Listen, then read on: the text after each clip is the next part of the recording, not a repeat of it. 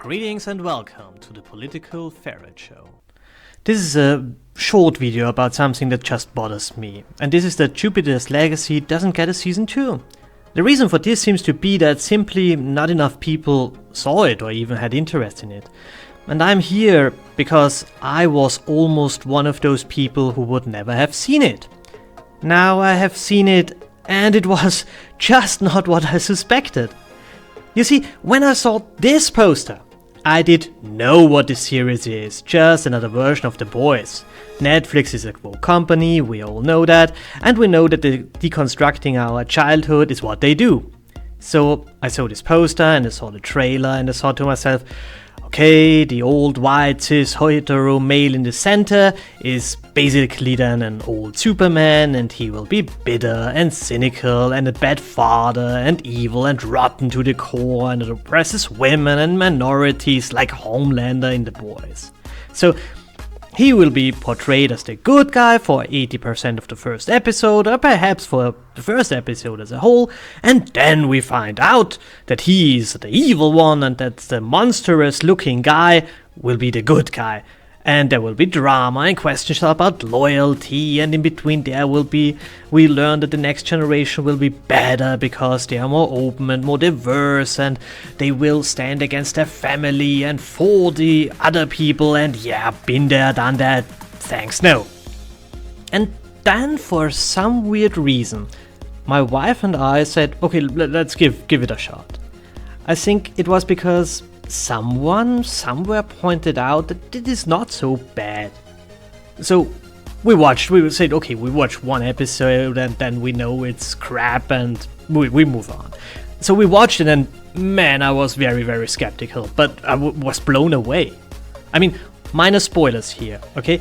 But yeah, the white-haired dude called Sheldon, or the Utopian, is in fact not a secret devil. He's an idealist, blinded by his idealism, and tries to be good, tries to be the best man possible, tries to be a hero that everybody can look up to, try to play by the rules, try to help, to make everything right, and struggles with the fact that this is his very weakness that gets exploited by the baddies. And pretty much everybody wakes up to this fact, and this leads to questions such as, have superheroes the right to self-defend with lethal force? Which is a way to ask if we have this right. It also draws fantastically the issues Sheldon had with his dad and the issues he now has with his children. And how he pretty much is the opposite of his father and his equal in the same way. And you have all the diversity, you have gay heroes and black heroes, but nothing feels forced because they behave in a way that feels natural. Since the series portrays our time and the 1930s, people react to the same thing differently, and this suggests something. That suggests that something happened between then and now. Some stuff got better, and other stuff got worse. And they do this all in an artistic way. Artistic way, like art. I mean, this means that they give you enough space that you can interpret what happened. Sheldon, for example, tells his brother that Nazis are running the streets again, and his brother asks him, oh, what do they call themselves nowadays? And he just waves it away and says, does it matter? They behave like Nazis. So, who did he mean? Is he talking about Richard Spencer's buddies, or the Proud Boys, or Antifa, or BLM? It doesn't matter.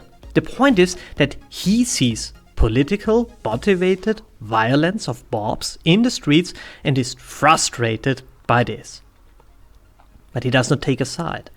He does not take an ideology and say this ideology is better than the other. He is on the side of true justice, of defending people who did nothing wrong against those who do them wrong. And he doesn't care what their reasons is or what they want to do. He just cares about defending the weak and those people who did nothing wrong. Jupiter's Legacy is a masterpiece, a true work of art, because you can see in it whatever you want to see in the end. And I'm a giant fan of David Lynch. I love him for exactly that. He does not tell what you have seen right now.